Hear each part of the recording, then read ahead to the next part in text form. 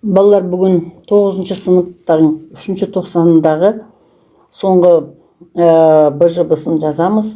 Тербелістер менен толқындар бөліміне арналған тапсырмаларды орындайық. Негізгі оқудың мақсаты еріксіз тербелістерге мысалдар келтіру, осы тербелістердің амплитуда, период, жиіліктерін анықтау, резонанс жайлы болады.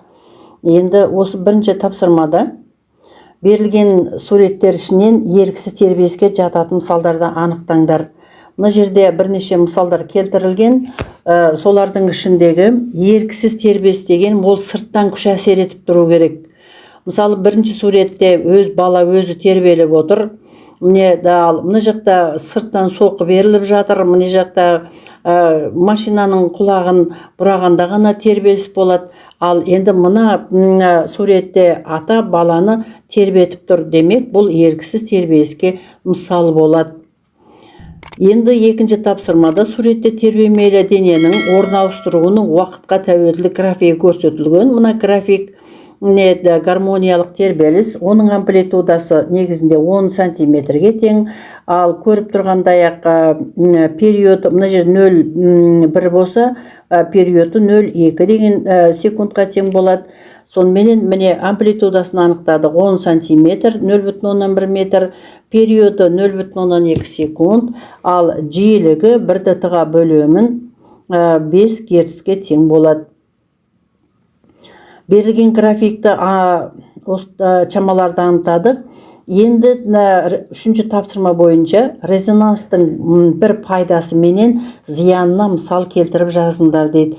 Балалар, резонанс дегеніміз енді сыртқы күштердің меншікті жиілігі менен тербелуші жүйенің жиіліктері теңелген кезде амплитуданың күрт артуын айтады. Енді осыған бір пайдасына мен зиянына бір мысалдар келтірейік.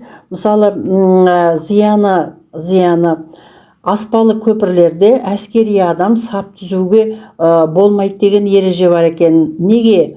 Өйткені сап түзіп өткенде аяқтарын бірдей алып өткен кезде әгіндегі солдаттардың аяқтарының тербелісі менен көпірдің тербелісі дәл келген кезде көпір өте үлкен бұрышқа майысып сыны кетуі мүмкін.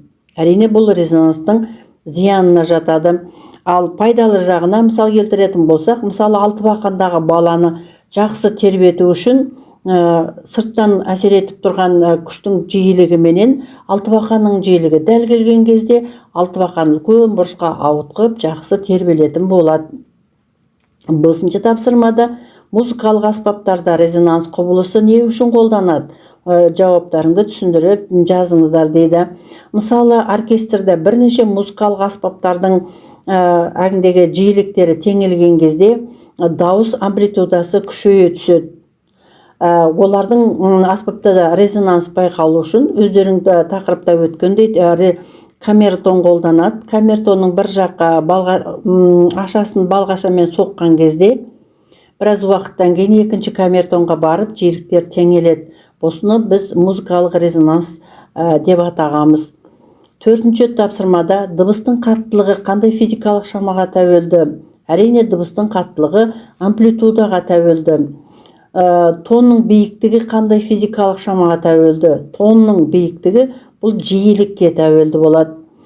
Жарық жеті түске жіктеледі. Төменде келтірген түстердің спектріндегі ретімен жазып шығыңыздар. Бұл жерде орындары ауысқан жеті спектр тұр. Енді негізінде қалай болу керек болатын? Негізінде қызыл бірінші тұрады.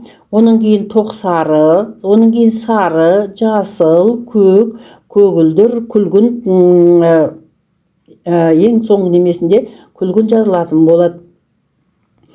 Ақ жарықтың жеті түске қалай жіктеуге болады?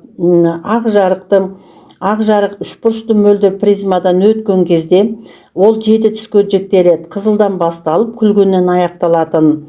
Қызыл өте әгіндегі аз сынады, күлгін өте көп сынады.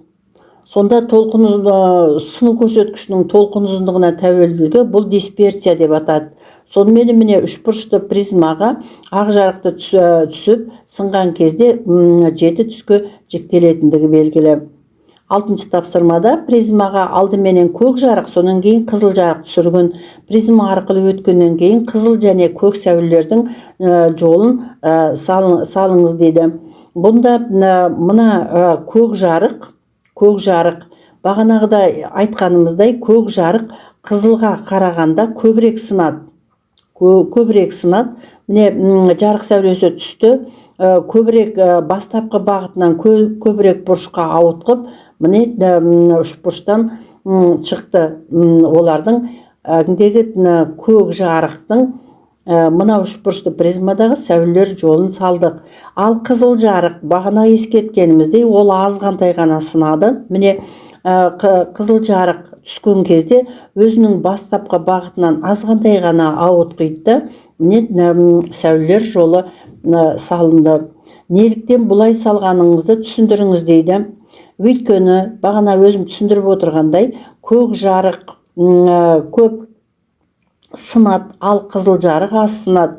Сыну көрсеткішінің түсіне тәуелділігін біз дисперсия деп атайды екенбіз, балалар.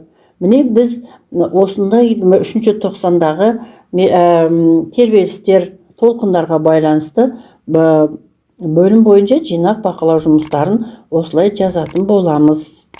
Тыңдағандарыңа көп рахмет. Енді бұл бүгінгі видеом сендердің сабақтарыңа өте жақсы септігін тигізеді деп ойлаймын. Сәттілік тілеймін, балалар.